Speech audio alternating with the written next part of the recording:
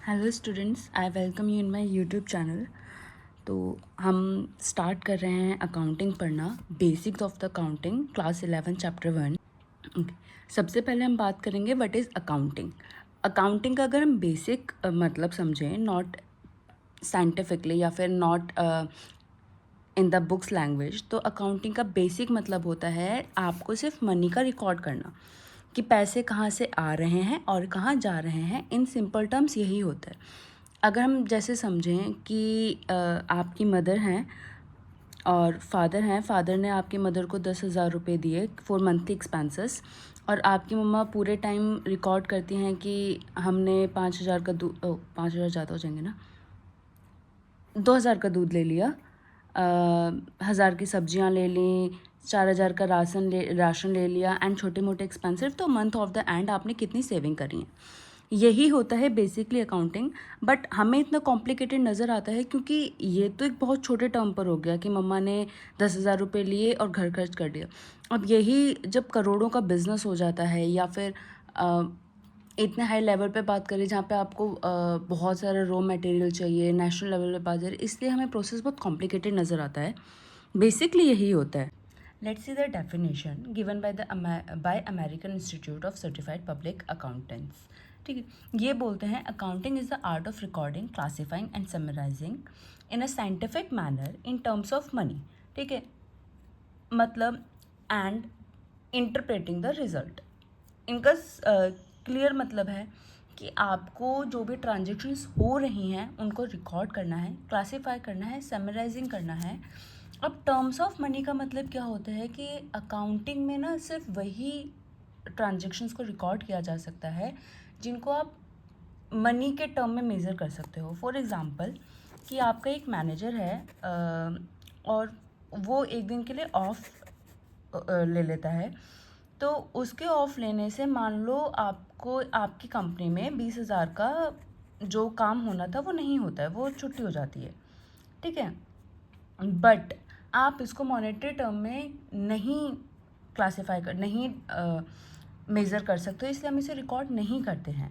ठीक है, हम सिर्फ रिकॉर्ड करते हैं ट्रांजेक्शन जो मनी में हो। फॉर एग्जांपल कि मैंने किसी एक पर्सन को सेल कर दी कोई चीज़ें 1,000 रुपये की, तो मैं सिर्फ यही ट्रांजेक्शन को रिकॉर्ड करूँगी, ये ट्रांजेक्शन रिकॉर्ड नहीं करूँगी।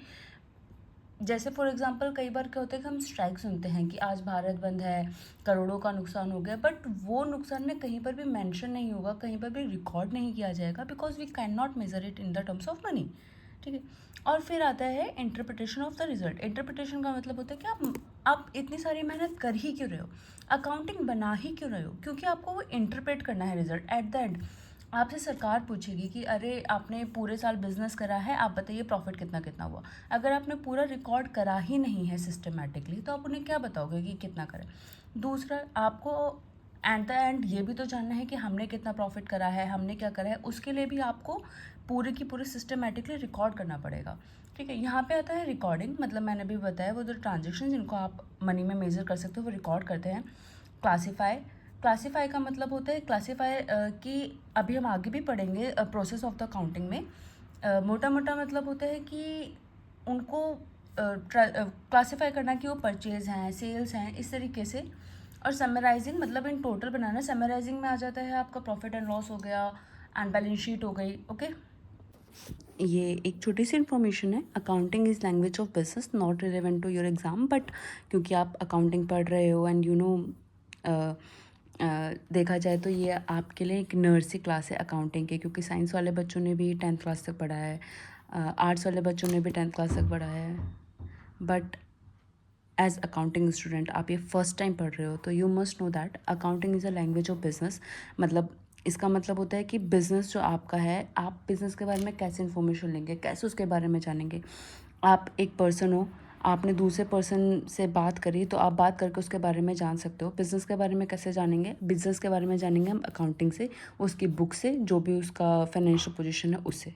ठीक है, okay, now let's talk about the accounting process. Accounting process में सबसे पहले होता है आइडेंटिफाइंग एंड मेजरिंग। मतलब आइडेंटिफाई करना, जो मैंने अभी बताया था, आइडेंटिफाई करना the transactions which can be recorded in the terms of money, तो हम सिर्फ उनको ही लेंगे। दूसरा होता है रिकॉर्ड करना, जब आपको ये पता, जब आपने आपके पास साथ में 10 ऑफ ट्रांजेक्शन्स हैं और आपने उसमें से ये आइडेंटिफाई कर लिया है कि ये मनी की टर्म्स हैं, मनी में मेज़र की जा सकती हैं, तो फिर अब आप आओगे उनको रिकॉर्ड करने के लिए। रिकॉर्ड होता है, सबसे पहले होता है जर्नल एंट्री में। जर्नल एंट्री के बाद जर्नल एंट्री में आप सबसे पहले उन्हें रिकॉर्ड करते हो। जर्नल एंट्री के बाद फिर आप आते हैं क्लासीफाई। क्लासीफाई का मतलब होता है कि जैसे मैंने ऊपर भी समझाया कि उनको अलग अलग कैटेगरीज में क्लासीफाई करना, कि ये परचेज़ है, ये सेल्स है, purchase return, sales return, assets, liabilities, सबको क्लासीफाई करना। और क्लासीफाई के लिए हम रिकॉर्ड करते हैं उनको लेजर्स में। फिर होता है समराइजिंग। समराइजिंग जैसे ट्रायल बैलेंस बनाना, पीएनएल हो गया, बैलेंस शीट हो गई, ठीक है, उनको मतलब जो भी आपने पूरा एक ये जर्नल एंट्री चलती है आपकी पूरे साल, ये एंड में करा जाता है। और समराइजिंग का मतलब होता है कि जो भी आपने पूरे साल करा है, जितनी भी आपने ट्रांजेक्शन्स करी हैं, उसका एंड ऑफ द रिजल्ट निकला क्या है, ठीक है। एंड ऑफ द कि आपके पास प्रॉफिट कितना है, बैलेंस शीट में आपके पास लाइबिलिटीज़ कितनी है, असेट्स कितनी है, ये सब क्या होते हैं हम अभी आगे डिस्कस करेंगे, ठीक है। फिर आता है analysing and interpreting. Analysing and interpreting का मतलब होता है कि एनालाइज कर, मतलब अगर आपने प्रॉफिट के स्टार्टिंग में 1000 रुपये लगाए थे, तो एंड ऑफ द डे आपके पास कितने पैसे हैं, ऐसा ना हो कि 1000 से कम ही हो गए हैं।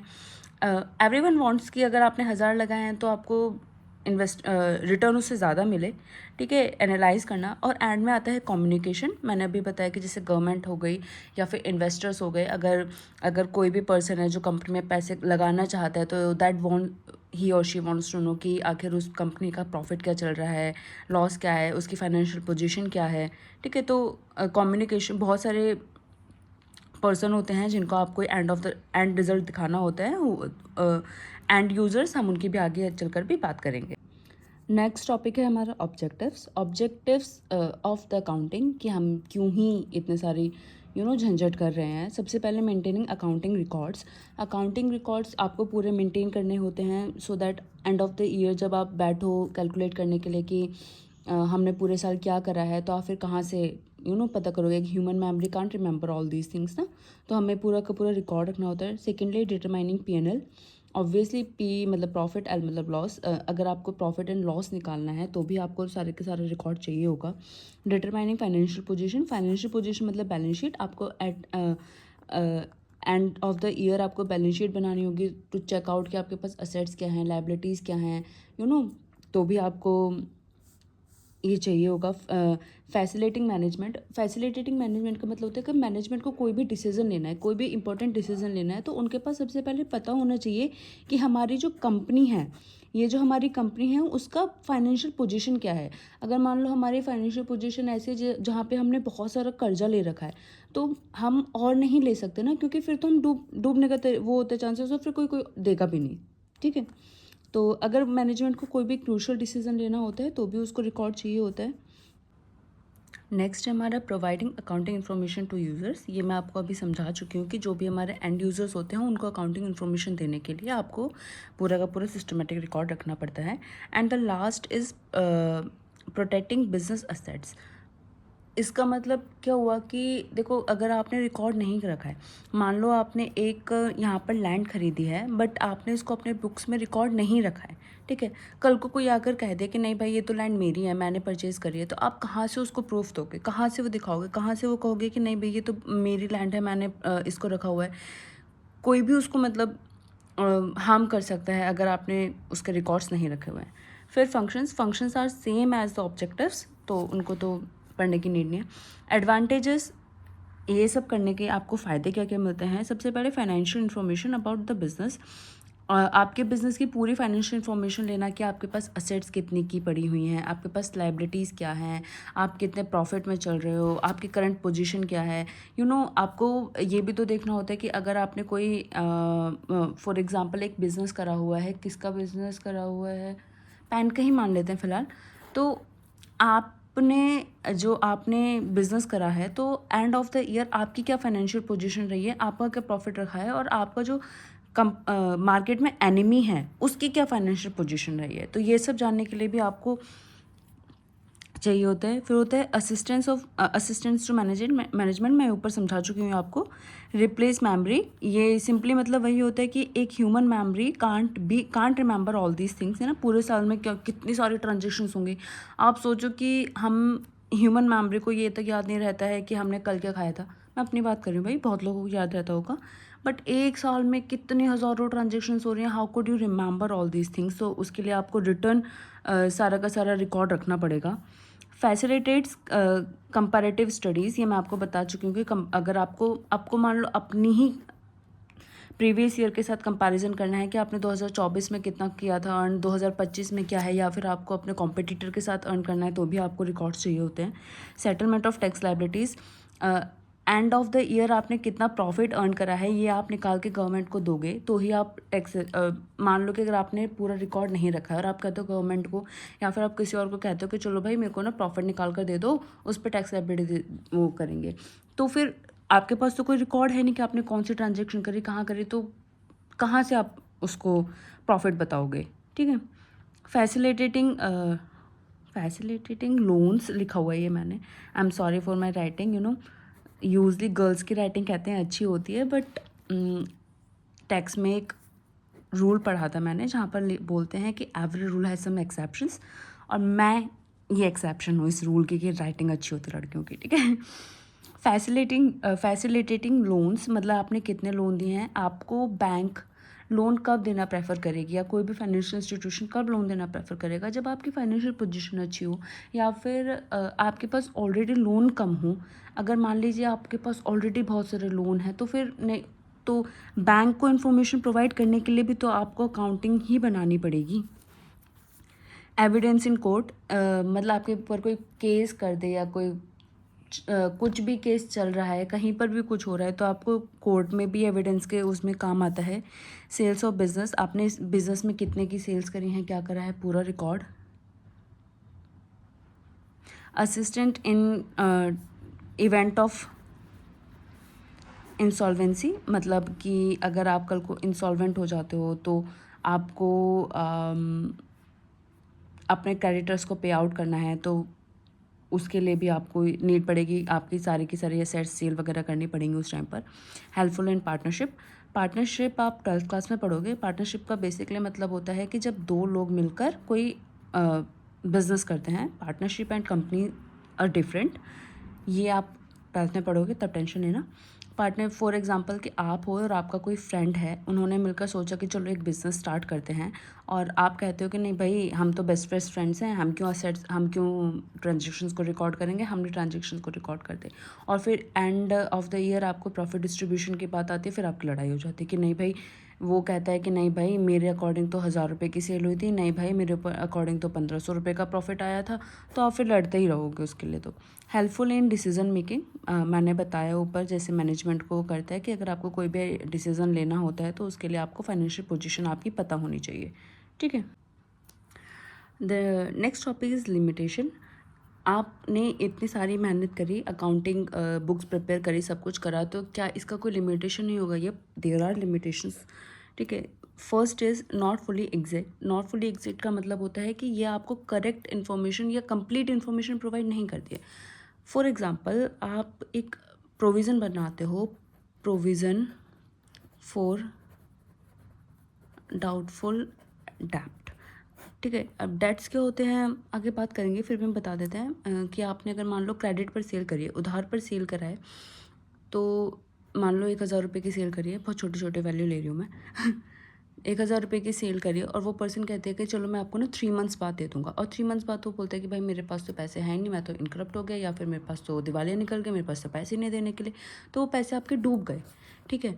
तो आप इससे बचने के लिए, इनको डेट बोलते हैं, इससे बचने के लिए ना आप पहले से ही एक प्रोविज़न बना लेते हो कि आपको लगता है कि यार ये 1000 रुपये ना मेरे डूब सकते हैं, ये बंदा लग नहीं रहा है कि मेरे को पैसे वापस करेगा, तो आप पहले से ही प्रोविज़न बना लेते हो, और ये प्रोविज़न आपका प्रॉफिट में से ना माइनस हो जाता है टैक्स लगने से पहले।